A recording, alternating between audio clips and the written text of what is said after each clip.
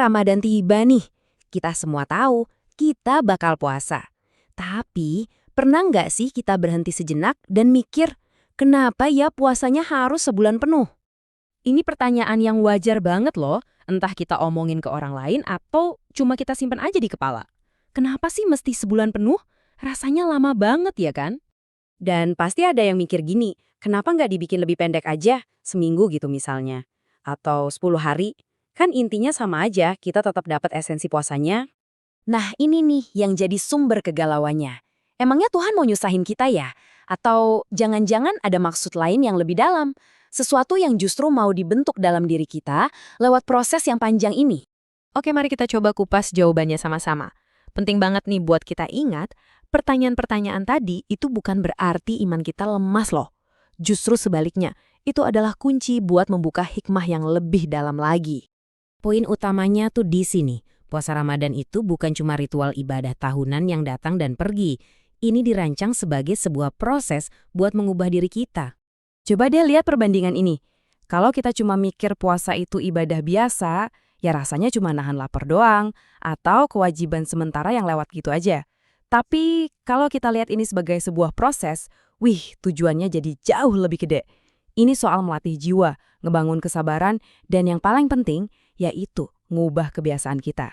Terus, gimana cara kerjanya proses itu? Nah, jawabannya ada di durasinya itu sendiri. Anggap aja Ramadan ini kayak kamp latihan intensif selama 30 hari buat diri kita. Coba deh kita pikirin kebiasaan-kebiasaan yang coba ditanamkan selama Ramadan. Bangun sahur, jaga omongan, nahan marah, sholat tepat waktu, ngaji. Nah, kita semua tahu kan, ngebentuk kebiasaan kayak gini tuh nggak bisa sehari dua hari. Dan inilah kenapa 30 hari itu krusial banget. Secara psikologis aja, butuh pengulangan yang konsisten, biar kebiasaan baru itu benar-benar nempel. Sebulan itu waktu yang pas banget buat menginstal kebiasaan-kebiasaan baik ini sampai jadi otomatis jadi bagian dari diri kita. Tapi ini bukan cuma soal kebiasaan fisik loh, ada proses lain yang jalan barengan, yaitu pembersihan jiwa, atau sebut aja detoks hati. Dan sama kayak detoks buat badan, proses ini nggak ada yang instan. Perjalanan batin kita tuh ya kayak gini. Coba ingat-ingat deh. Hari pertama, aduh beratnya minta ampun. Masuk hari ke-10, udah mulai biasa nih.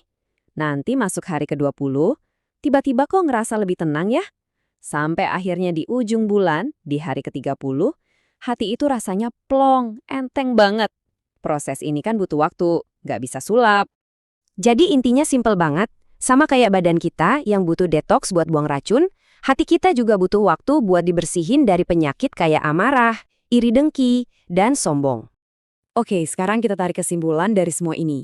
Apa sih tujuan akhir dari latihan dan pembersihan selama sebulan penuh ini? Ya tujuannya adalah untuk menjadikan kita orang yang baru. Jadi, kalau kita balik lagi ke pertanyaan paling awal, puasa sebulan penuh ini dirancang bukan buat nyiksa atau bikin kita susah, tapi justru untuk membentuk kita, membentuk ulang kebiasaan kita, membersihkan hati kita, dan pada akhirnya ngejadiin kita versi yang lebih baik dari diri kita sendiri.